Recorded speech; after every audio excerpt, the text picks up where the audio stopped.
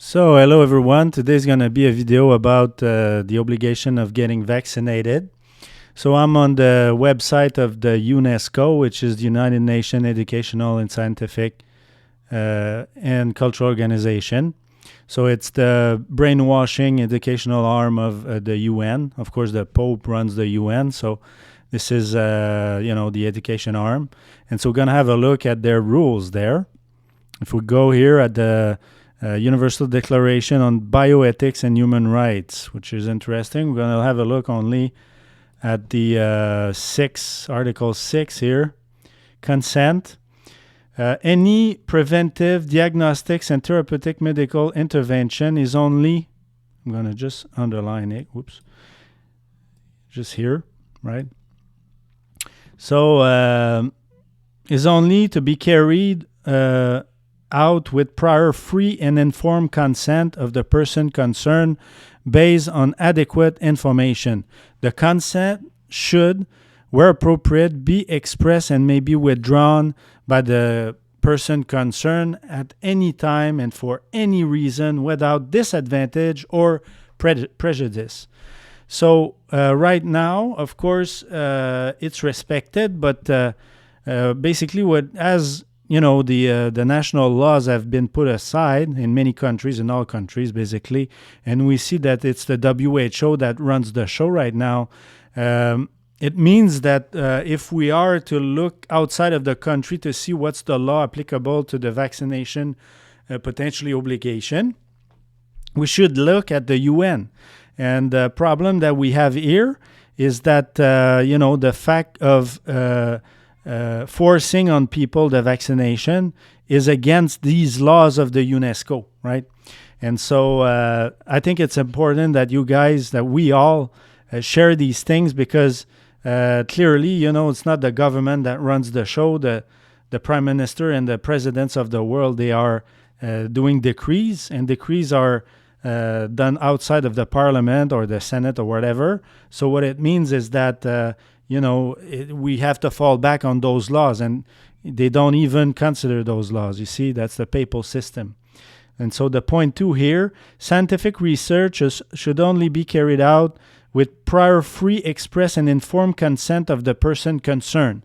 So again, right now, they're respecting this point because, it's a scientific experiment, right? The virus of the coronavirus has not been isolated. I heard it was isolated last week by, I think it's Western University of Ontario. I'm not sure, but it's a university in Ontario which actually isolated the coronavirus.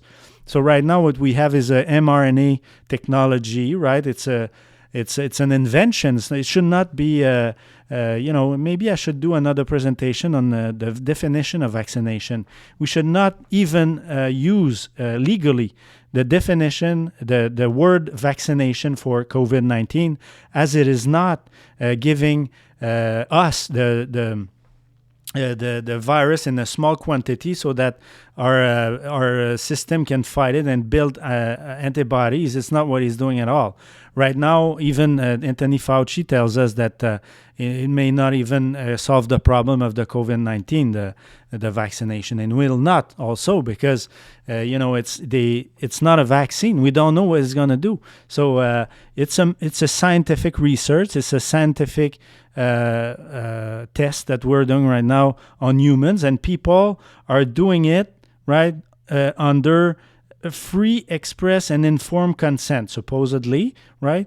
I think that's misinformation, but if you take the mainstream media version, it would be an informed consent, I guess. So people are guinea pigs right now for this vaccine, which is not a vaccine. Now, the information should be adequate. With that's it's debatable, provided in a comprehensible form, and should include modalities for withdrawal of consent.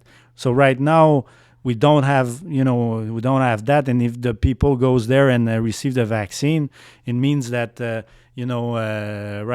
cannot withdraw from it anymore. I mean, the stuff is in their arm, and so the consent may be withdrawn by the person concerned at any time and for any reason without any disadvantage or prejudice, which is, again, if you look at what's happening right now and what they're saying in the world, you will have prejudice. You won't be able to fly. You won't be able to go to concert. You won't be able potentially to go to the grocery stores and so forth.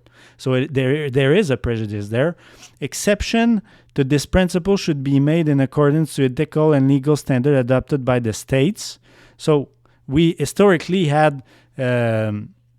We had, the Jews, for example, in Montreal, the Hasidic Jews, they would follow the Levitical principles where, if they're pork in the vaccine, they would not use it. If there's a aborted fetus, they would not receive it because it would be unclean.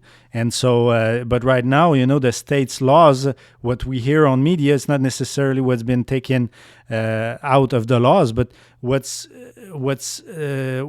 on there right now. They're not really considering any state laws at all.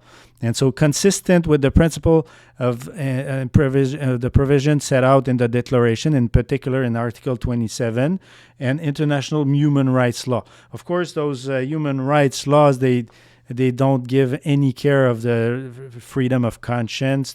We're not going to have a look at Article 27 here, but the point here is the Western world was founded by Protestant principles, and the individual was the foundation, and the liberty of conscience was the foundation of those laws. But it's absolutely denied in the UN. So 3, the appropriate case of research carried out on a group of person or a community. Additional agreement of the legal representative of the group or community concerned may be sought.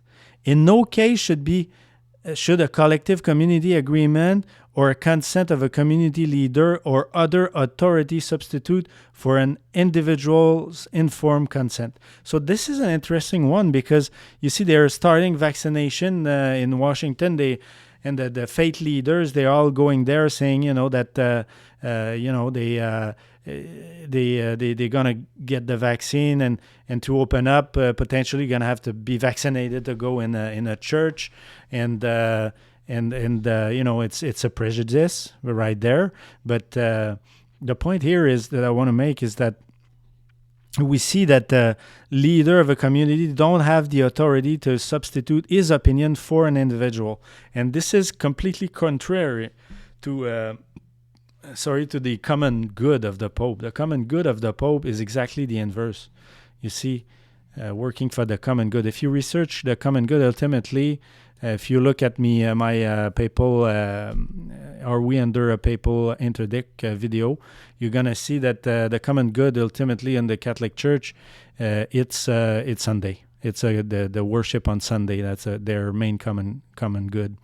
And we have here, I'm gonna quote this guy, but this site here, quickie, but he says here, Protestantism, individualism, and imperialism were all present at the creation of the United States.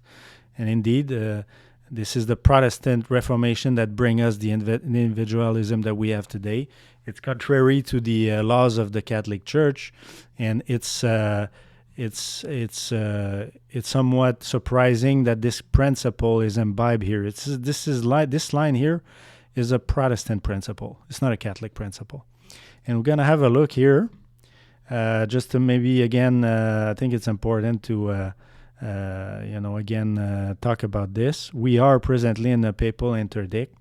In Canon 1341, right, I'm on the Vatican side, an ordinary is to take care of, to initiate a judicial or administrative process to impose or declare penalties only after he has ascertained that fraternal correction or rebuke or other means of pastoral solicitude cannot sufficiently repair the scandal, restore justice, and reform the offender. This is the reason why we got a vaccine right now. And so, the events, there's no new things under the sun. Consequently, what's happening right now is the application of the canon law. And the reason why we have a scandal is the environment, is my opinion. The Pope wanted to add this sin to the canon law. He did not do it up to now, but last year wanted to do it. He was not able to do it. But this is the canon that started all these things. And if you look at the canon 13, 11, and 12, the church as that's the penalties, right? The punishments.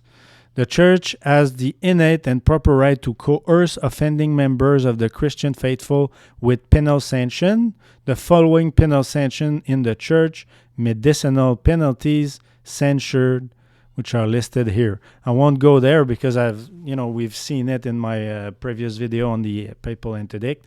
But the medicinal penalties is the vaccine. This is my opinion. And so, so that's why I wanted to talk to you today. So you can find this on this site.